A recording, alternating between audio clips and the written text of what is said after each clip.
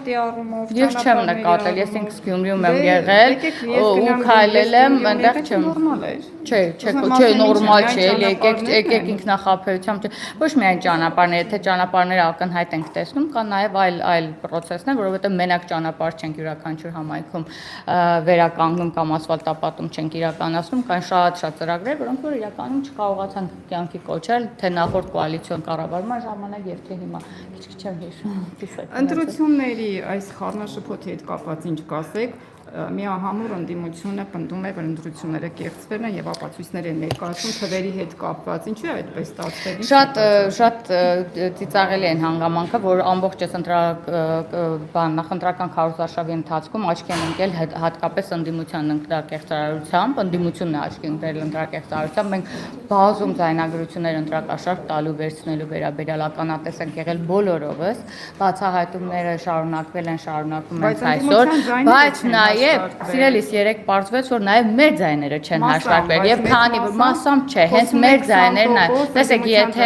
եթե ընդդիմության ձայների դեպքում 20-30 ձայն չի հաշվարկվել, մերը տեղելատեղամաս 20-30 ձայն, եթե ընտրատեղամասը, մեր մոտ եղել է, ասենք 100-ից 150 ձայն, որ չի հաշվարկվել, ոչ թե չի հաշվարկվել, այլ տեխնիկական սխալ եղել, քանի որ ձեռքով են մուտքագրումները անում, հնարավոր է տողերի խախտում։ Դե հիմա մենք նախնական արդյունքներով ունենք արդյունքները, որ հիմա վրա կարող ենք ասել, որ միասնյա ձևավորել են կառավարություն, բայց այս իշխանություն, բայց նաև սպասենք վերջնական արդյունքներին, իսկ այս ընթացքում մանրամասն կենտրոնական ընտրական հանձնաժողովը աշխատանք է կատարում, որ հնարավորինս այդ շփոթ դա ընտրակեղծարարություն չի, մի քանի ընտրատեղամասերում, որ զգալի ձայների պակաս է գրանցվել։ Դե հիմա տեսեք արձանագրությունները կան, այնտեղ կան իրանց վերահսկողներն են եղել եւ այլն, երբ թե այդպիսի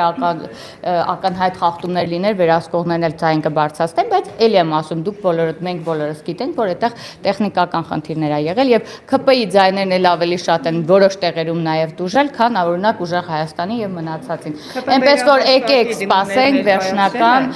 բանին, ճիշտ ասած շատ չեմ տիրապետում ներկայացրել է թե չէ, բայց իմ կարծիքով հիմա վերանայման արդյունքում նաև մեր ձայներն ավելանում, ինչը շատ լավ է։ Տիկին Ղազարյան, իսկ դուք ինչպես եք պատկերացնում խորհրդարանում աշխատանք, ամեն դեպքում այն պատկերը, որ հիմա կա, ակնհայտ է, որ դժվարություններ են լինելու տարբեր օրենսդրական նախաձեռնությունների եւ այլնի հետ կապված։ Ինչպես եք պատկերացնում։ Մենք միշտ ասել ենք, որ մենք հաշտ ենք լինելու ցանկացած արդյունքի դեպքում։ Եվ աշխատանքն էլ ինչ է 21 թվականին ընդդիմության այդ ընդդիմությունը մեր համար բան է։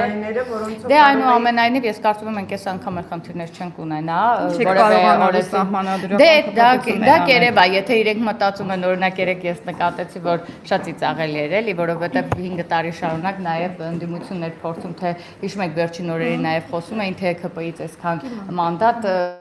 բան կանենք, կվերցնենք եւ այլն, այս մասին նույնիսկ հիմա էլ են երազում։ Որ ընդդիմադիրներ ավելի շուտ կանցնեն։ Ես կարծում եմ, որ երբ որ սահմանադրությունը լինի ժողովուրդը քննարկի բանը եւ այսպես հանրային քննարկում ծավալվի, հնարավոր է, չնայած իրենց վրա հույս չունեմ առանձնապես, որովհետեւ իրենք այլ նկարտումներով են գալիս ազգային ժողով, ինչպես տեսել ենք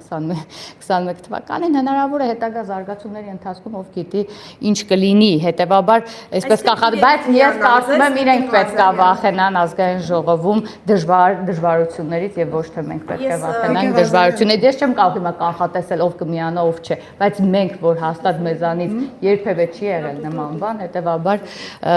իրենց հույսերը չեն արդարացնում։ 300,000 ադրբեջանցիների թեզը ավարտեցին, հիմա էլ որոշել են, որ ձեզանից 8 պատգամավոր են տանելու եւ ասում, շատ ծիծաղալու է, այս ուժեղներին ամեն օր խոստանում եմ 5 տարվա ընթացքում ամեն ելույթումս առանձին հարցնեմ, այդ ադրբեջանցիներն ունեն, եթե չեն ապացուցել, խնդիր են ունենալու։ Ես նկատի ունեմ 8 պատգամավոր։ Ասենք հեքիաթ ասածների կուսակցություն ա եղել ի սկզբանե, ասենք այդ չգիտեմ ինչ երազ են տեսնում, անկեղծ կամ ինչպես իրենք էին, այսպես կամ ինչ են ուտում, ավելի շուտ ինձ սունկ են օգտագործում։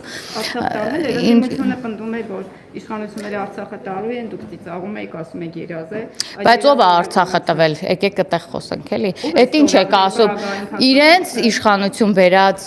ղեկավարն է ստորագրել Արցախի լուծարման փաստաթուղթը, եկեք խնդրում եմ էլի, ոչ մի նախկին ղեկավար չի եղել, որ ճանաչել է Արցախը Հայաստանի կազմում, բոլորն էլ ճանաչել են Ադրբեջանի կազմում եւ եկեք այստեղ պաթոսների չտրվենք, էլի։ Չեմ պատասխանում այդ հարցին այլևս, որովհետեւ ամեն ինչ շատ ավելի པարզ է, հիմա ավելորդ հարցեր եք տալիս ուղղակի։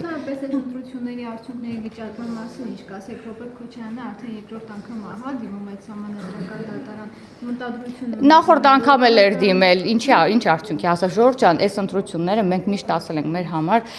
ամենակարևորը, որ ընտրությունները անցնեն ազատ, թափանցիկ, արդար ընտրություններ եւ մենք տեսեք ընդհանրապես չեն խառնված։ Թեպետ ասում եմ 3 արձանագրվեց, որ ավելի շատ ԿՊ-ի ձայներ ա որոշ տեղամասերում պակաս է ու մենք մեր տոկոսն ենք բարձրացնում։ Թող ինչքան ուզում ա վիճարկեն, ինչքան մենք արել ենք ամեն ինչ, որպեսզի անցնեն ազատ ընտրություններ։ Բայց մարդկային գործոնը ես որպես նաեւ բան եմ, քիմիկ եմ ասում, երբ որ փորձ ես անում, որևէ բան ես անում, ինչքան մարդկային գործոնը մեջը կա, այդքան սխալի տոկոսը կարող է ավելանալ։ Հիմա մարդկային գործոնի խնդիրը կա, որի ժամանակ տրվել է ժամանակ, վերջնական արդյունքները կլինեն։ Ես կարծում եմ, այստեղ խնդիր ընդհանրապես չի լինի, որովհետեւ եթե խնդիր լիներ, ինչքան էլ իրենք փորձում էին այդ օրվա ընթացքում ինչ-որ բաներ գեներացնել, որպեսզի կասկածի տակ դնեին ընտրության արդյունքները, հասկացան, որ նման բան չի լինի, չեն կարող անել եւ հետեւաբար արդյունքները կլինեն, կարծում եմ բոլորն էլ հաշտվեն։ Թող վիճարկեն, դա նորմալ է, իրենց ձեռագիրն է, դրանից չենք նեղվում։ Ամեն դեպքում իշխանությանը ձեռնտու չի, որ երրորդ ընդդիմադիր ուժը մտնի խորհրդարան եւ Վարդգավաճ հաստատությունն ասում է, որ երբ որ